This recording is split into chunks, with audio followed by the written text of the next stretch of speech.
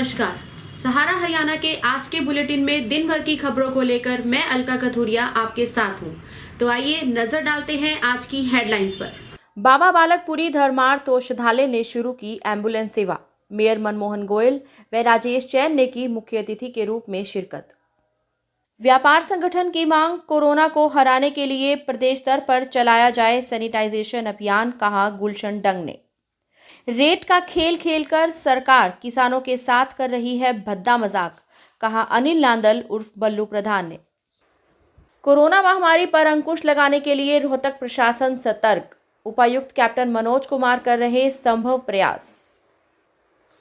Lockdown में भी तहसीलों और उप तहसीलों में 2 दिन में हुआ तकरीबन 40 करोड़ रुपए का राजस्व प्राप्त, बताया मुख्य सचिव संजीव कौशल ने। विधायक बलराज कुंडू के फ्री दवाई वितरण अभियान में चौथे दिन 1200 से अधिक ग्रामीणों का स्वास्थ्य जांच करके बांटी गई मुफ्त दवाइयां। कोरोना महामारी पर अंकुश लगाने के लिए राज्य सरकार ने एमबीबीएस प्रैक्टिशनर को भी अस्पतालों में किया तैनात। जिला जींद को 10 प्रैक्टिशनर मिले। अस्पताल प्रशासन ने कहा, प्रैक्टिशनर की मदद से मिलेगी कोरोना महामारी पर अंकुश लगाने में आसानी।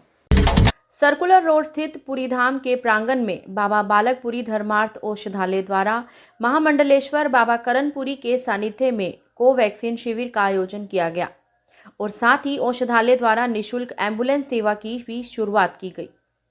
इस मौके पर मुख्य अतिथि के रूप में रोहतक नगर निगम मेयर मनमोहन गोयल, एलपीएस बोसाट के एमडी एवं समाज सेवी राजेश जैन उपस्थित रहे। इस मौके पर नगर निगम मेयर मनमोहन गोयल और राजेश जैन ने कहा कि औषधालय द्वारा निःशुल्क एम्बुलेंस सेवा का शुभारंभ किया जा रहा है। डेरे द्वारा समय समय पर निःशुल्क कैंप, आइसोलेशन सेंटर और निःशुल्क दवाइयां आदि वितरित किए जाते हैं। औषधालय द्वारा कोरोना महामारी को देखते हुए रक्तदान शिविर लगाना और स्वास्थ्य जांच शिविर लगाना एक पुनीत कार्य है।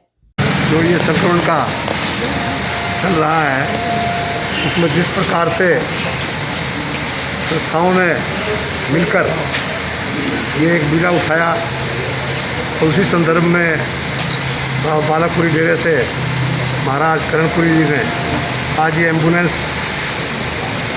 समाज को समर्पित की है और ये फ्री में चलेगी। इनसे बात हुई है कि रोहतक के एरिए में कोई मरीज कहीं जाना होगा, कहीं से लाना होगा, तो हम कोई पैसा नहीं लेंगे और फ्री में चलाएंगे। ये बहुत बड़ी बात है। और जैसे अभी सब सहयोग कर रहे हैं, मेयर साहब भी सुबह से शाम लगे हुए हैं, सारी संस्थाएं लगी हुई हैं और जन सेवा वाले स्वामी जी दिन रात लगे रहते हैं और भी संस्थाएं लगी हुई हैं। तो सब अभी इस साल तो ऐसे ही लगना पड़ेगा और शायद सबकी मेहनत से, और उसमें सबसे बड़ी मेहनत है कि हम कितना अपने घरों में ज़्यादा रह सकें। ब्लैक फंगस के लिए लोग दवाइयाँ खाना छोड़ दें पहले, तो सबसे पहले सब डॉक्टर बन गए हैं और जल्दी से जल्दी सब लोगों ने स्टेरॉयड खा लिए। तो उसमें सबसे पहले तो पहले हफ्ते स्टेरॉयड नहीं खाने। और अभी कल मेरे हॉस्पिटल में बात हो रही थी और अब ब्लैक फंगस की दवाइयाँ भी नहीं मिल रही हैं। तो ब्लैक फंगस या तो ज़्यादा स्टेरॉयड खाने से हो रहा है, या जिनको पहले हाई डायबिटीज़ थी उन लोगों को हो रहा है, या पर्सनल हाइजीन। तो अपना पर्सनल हाइजीन मेंटेन करके रखें, शुगर लेवल मेंटेन करके रखें, और अगर कोविड हो तो बगैर डॉक्टर की कंसल्टेशन से आप स्टेरॉयड्स ना लें, तभी आपको ये ब्लैक फंगस नहीं होगा। स्वामी बालकपुरी महाराज जी की असीम कृपा से श्री बाबा बालकपुरी धर्मार्थ औषधालय द्वारा आज एक एम्बुलेंस की सेवा जो यहाँ से निःशुल्क शुरू की गई है। तो सभी का यहाँ पे पहुँचने पर हमारे मुख्य अतिथि राजेश जैन जी, हमारे रोहतक शहर के मेयर साहब मनमोहन गोयल जी, राजेश लुम्बा जी, हमारे मनोज मलिक जी, जिनकी ये सभी सहयोग से ये आज चली है। तो गुरु जी की कृपा, इसी तरह डिस्पेंसरी समय समय पर ये पुनीत कार्य जैसे भी गुरु जी की प्रेरणा होती है, सभी समाज सेवकों का जैसे भी होता है ये कार्य करते रहती है। राष्ट्रीय जन उद्योग व्यापार संगठन के प्रदेश अध्यक्ष गुलशन डंग ने कहा कि व्यापार संगठन ये मांग करता है कि सरकार के सहयोग से एक सैनिटाइजेशन अभियान चलाया जाए, जिसमें हर घर, व्यापारिक प्रतिष्ठान, हर बाजार, हर मोहल्ला सैनिटाइज हो। क्योंकि पिछली बार जब लॉकडाउन लगा था तो सैनिटाइजिंग एक बहुत ही अहम रोल था, जिससे वायरस कम फैला।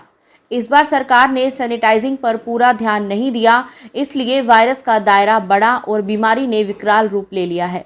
आज हमारा राष्ट्रीय जन उद्योग व्यापार संगठन सरकार से मांग करता है कि प्रदेश में एक सैनिटाइजिंग का पूरा अभियान चलाया जाए और उसमें सैनिटाइजिंग जो अभियान चलाया जाए उसमें व्यापार संगठन उनकी हर संभव मदद करने के लिए तैयार है। जैसा कि मैं पहले कह रहा था कि एक टीम वर्क है। पिछले लॉकडाउन में काफ़ी हद तक सैनिटाइजिंग की गई थी और वायरस जो है काफ़ी कम फैला था, परंतु इस बार ये देखने को मिल रहा है कि सैनिटाइजिंग नाम मात्र हुई है और यहाँ तक कि हमने एक देखा है कि अस्पतालों की एक प्रक्रिया है। वायरस से पहले भी हर अस्पताल को, खासतौर पर आईसीयू को और ऑपरेशन थिएटर्स को फ्यूमिगेट किया जाता है और फ्यूमिगेशन की जाती है, क्योंकि आज रोगियों की तादाद बहुत ज़्यादा है। अस्पतालों में भी ये प्रक्रिया पूरी नहीं हो पा रही है और अस्पताल प्रशासन को भी इसके ऊपर फ्यूमिगेशन करनी चाहिए और आम आदमी को, जैसा कि मैंने कहा कि एक पूरा का पूरा सैनिटाइजिंग अभियान चलाना चाहिए प्रदेश स्तर पर, जिसके लिए हम खुद भी इस बात के लिए जिम्मेवार बने। सबसे पहले हम शुरुआत करें अपने घर से, अपने घर को सैनिटाइज करें, अपने व्यापारिक प्रतिष्ठानों को सैनिटाइज करें और जो कोई सरकारी कर्मचारी है या कोई और है अपने दफ्तरों को सैनिटाइज करें। इसी को लेते हुए हम अपने गली को, अपने बाजारों को सैनिटाइज करें और इस प्रक्रिया के लिए हम ये सरकार से मांग करते हैं कि वो संसाधन जुटाए सैनिटाइज करने के लिए। हम इस लेवल पर भी तैयार हैं कि सरकार संसाधन जुटाए और जो सैनिटाइज का मटेरियल है व्यापार संगठन वो देने के लिए तैयार है। भारतीय किसान यूनियन नंबावता के प्रदेश अध्यक्ष अनिल नांदल उर्फ बल्लू प्रधान ने प्रधानमंत्री नरेंद्र मोदी के उस निर्णय को किसानों के साथ भद्दा मजाक बताया है, जिसमें प्रधानमंत्री नरेंद्र मोदी ने डीएपी बैग 1200 रुपए के पुराने मूल्य पर बेचना जारी रखने का निर्णय लिया। उन्होंने कहा कि सरकार पहले रेट बढ़ाकर 2400 रुपए करती है, उसके बाद 500 रुपए की सब्सिडी का ढिंडोरा पीटती है और इसके बाद सरकार वाहवाही लूटने के लिए वही पुराना रेट 1200 रुपए तय कर देती है। रेट घटाने की बजाय वही पुराना रेट रखना किसानों के साथ इस महंगाई के दौर में एक भद्दा मजाक है। बल्लू प्रधान ने कहा कि अगर सरकार को किसानों को तोहफा देना ही है तो ये रेट 1200 रुपए से कम किया जाना चाहिए था। सरकार एक किसान के साथ बहुत भद्दा मजाक कर रही है। प्रधानमंत्री नरेंद्र मोदी जी हमारे माननीय है, उन्होंने डीएपी बैग का रेट 1200 रुपये तय किया है, जो कि अपना फॉस्फेरिक एसिड, एमोनिया आदि की अंतर्राष्ट्रीय कीमत 60 से 70% बढ़ेगी थी। तो इन्होंने बैग का 2400 रुपये रेट तय किया था, उस पर सब्सिडी भी दे दी इन्हें 500 रुपये, यानी कि 1900 रुपये पर बैग हो गया। फिर सरकार ये कह रही है हम इसको पुराने रेट पर ही बेचेंगे। इससे सरकार, आम जमींदार को क्या फायदा होगा भाई? जमींदार को इससे कोई फायदा नहीं है। अगर जमींदार को फायदा करना सरकार ने तो 1200 से नीचे रेट करे इसका, 1200 से नीचे रेट हो जाएगा तो जमींदार भी खुशहाल रहेगा और सरकार भी खुशहाल रहेगी। ये थोड़ी है अब 2400 रुपये का रेट बोल दिया ने, फिर ये 2400 500 सब्सिडी दे रहे हैं, 1900 रुपये का रेट कर रहे हैं, ये फिर दोबारा ये करेगा तो 1200 के रेट पे ही, पुराने रेट पे ही खाद देंगे। देखो ये बहुत गलत बात है। सरकार किसानों के साथ ऐसा मजाक ना करे। किसान पहले ही बहुत मर चुका है और सरकार और मारने की कोशिश कर रही है। हम अपने माननीय प्रधानमंत्री जी से अपील करते हैं, पूरा 50 किलो का तो बैग होना चाहिए। इन्होंने पीछे रेट बताए, 5 किलो बैग में कम खाद कर दिया, यानी कि 50 की जगह 45 किलो कर दिया। इन्हें 50 किलो का बैग करना चाहिए और 350 रुपये का डीएपी का खेत का रेट करना चाहिए, जब किसान के लिए कुछ खुशहाली होगी, नहीं तो किसान तो बढ़िया पड़ा है। कोरोना महामारी पर अंकुश लगाने के लिए रोहतक प्रशासन कोई कोर कसर बाकी नहीं छोड़ना चाहता। रोहतक उपायुक्त कैप्टन मनोज कुमार के नेतृत्व में पूरा प्रशासनिक अमला इस महामारी से लड़ने के लिए दिन रात एक किए है। इसी कड़ी में आज उपायुक्त कैप्टन मनोज कुमार ने बामनवास स्थित आयुर्वेदिक कॉलेज का दौरा किया और वहां इंतजामों की समीक्षा की।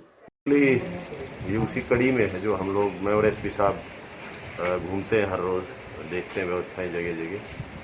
तो ये भी एक फर्स्ट हैंड इंफॉर्मेशन लेने के लिए हम ग्राउंड पे आए। तो अच्छी वो है, ये एक फैसिलिटी है जहाँ पे सब पैराफर्नेलिया है और मेडिकल कॉलेज चूँकि खुद है, तो यहाँ पे स्टाफ भी है, डॉक्टर्स भी है, नर्सेज भी हैं, बाकी भी हाउसकीपिंग अटेंडेंट्स वगैरह सब कुछ है, बेड्स हैं, एवरीथिंग इज़ इन प्लेस। तो बस एहतियातन ये देखना था कि क्या चीज़ कहाँ पे किस शेप में है और अचानक ज़रूरत पड़ने पे वो कितनी देर में कमीशन करी जा सकती है, कितनी जल्दी उसको इस्तेमाल में लाया जा सकता है। तो जो ह्यूमन रिसोर्स है गौड़ ब्राह्मण का यहाँ पे, उसको हम अभी फ़िलहाल गाँव में और वहाँ भी यूज़ करेंगे जहाँ पे आइसोलेशन सेंटर्स वगैरह हमने या डे केयर कोविड बनाए हमने, वहाँ पर इस्तेमाल करेंगे। और खुदा न खास्ता भगवान ना करे ऐसी नौबत आए तो फिर ये बिल्डिंग भी तैयार है इस्तेमाल के लिए। It can be put into use immediately. That was the purpose. Haryana के वित्त आयुक्त, राजस्व और राजस्व एवं आपदा प्रबंधन विभाग के अतिरिक्त मुख्य सचिव संजीव कौशल ने कहा कि लॉकडाउन के चलते 50% कर्मचारियों के कार्यालयों में उपस्थिति के बावजूद भी विभाग ने तहसीलों व उप तहसीलों में पंजीकरण का काम सुचारू रूप से चलाने के प्रबंध किए हैं, जिसके फलस्वरूप पिछले 2 दिनों में 2459 डीड्स हुई, जिनसे 39 करोड़ 58 लाख रुपए का राजस्व प्राप्त हुआ है।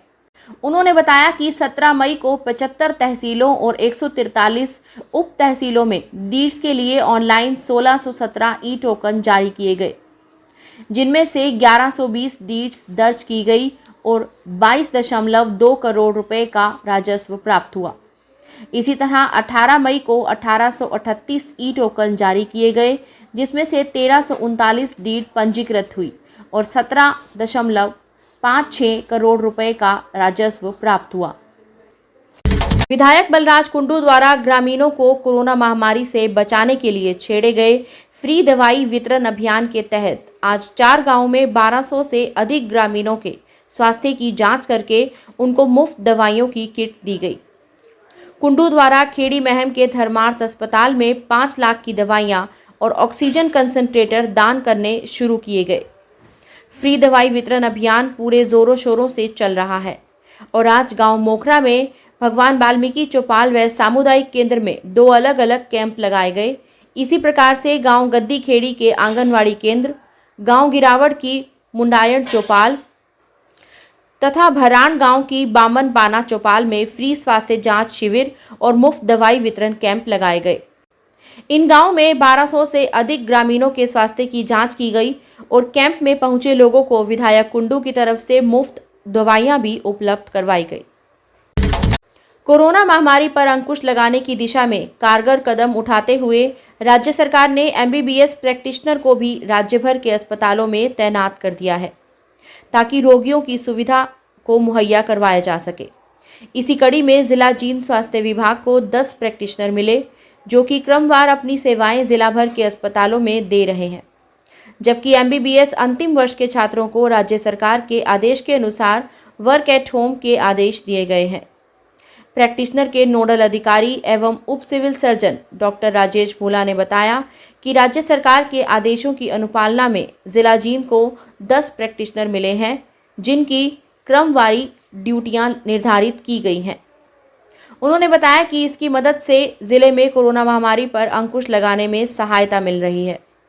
प्रैक्टिशनरों ने भी कहा कि उन्हें भी इस महामारी में अपना योगदान देने का अवसर मिला है, जिसे वे पूर्णतः निष्ठा के साथ निभाएंगे। उन्होंने बताया कि रोगियों को इससे बचाव के लिए बताएं और किस तरह की सावधानियां रखनी है ताकि इस महामारी से निजात पाई जा सके। हमारी अभी जैसे 10 मई से शुरू हुई थी इंटर्नशिप, तो हमारी सिर्फ 4 दिन ही वहाँ पे लगी हमारे रोहतक में। तो स्टेट गवर्नमेंट ने हमें अलग अलग ज़िलों में 10 बच्चे या फिर 15 बच्चे इंटर्न्स पे से रिपोर्ट कर दिया कि आप कोविड में जाके सर्व करो आइसोलेशन वार्ड में। अभी हमें यहाँ पर भी मतलब कि जितने भी यहाँ पे पेशेंट एडमिट है उनकी ऑक्सीजन चेक करते हैं कि हाँ वो ठीक है नहीं है, उनको सांत्वना देते हैं कि आप ठीक हो जाओगे, कि उल्टा लेटने से और ऊपर उठने से सर के बल ऊपर रहोगे तो सही हो जाओगे। तो उनको मनोवैज्ञानिक सपोर्ट की बहुत ज़रूरत है। जो है जिला जींद के अंदर कुछ हमारे यहाँ डॉक्टर्स की कमी भी थी और जो कोविड-19 महामारी के दौरान जो पेशेंट का लोड था उसको देखते हुए हमारे पास कुछ रिक्वायरमेंट थी जिसको कि हमने ऊपर हेडक्वार्टर पे भेजा था, जिसको देखते हुए उन्होंने पीजीआई रोहतक से जो एमबीबीएस पास आउट स्टूडेंट्स थे यानी कि इंटर्नशिप के दौरान, तो उन इंटर्न्स को जो है उन्होंने हमारे यहाँ जिला जींद में 10 इंटर्न्स को कोविड-19 महामारी में सहयोग करने के लिए और अपनी ड्यूटी और प्रैक्टिस पूरी करने के लिए यहाँ लगाया है टिल फर्दर ऑर्डर। तो वो हमारे पास से ज्वाइन कर गए हैं लगभग 3-4 दिन पहले और उनके लिए रेजिडेंशियल अरेंजमेंट हमने सरकार की तरफ से कर दिया और उनका खाना पीना भी सरकार की तरफ से बिल्कुल यहाँ फ्री है। आज के एपिसोड के लिए इतना ही। दिन भर की और आपके आसपास की खबरों के लिए मिलते रहेंगे। तब तक के लिए नमस्कार।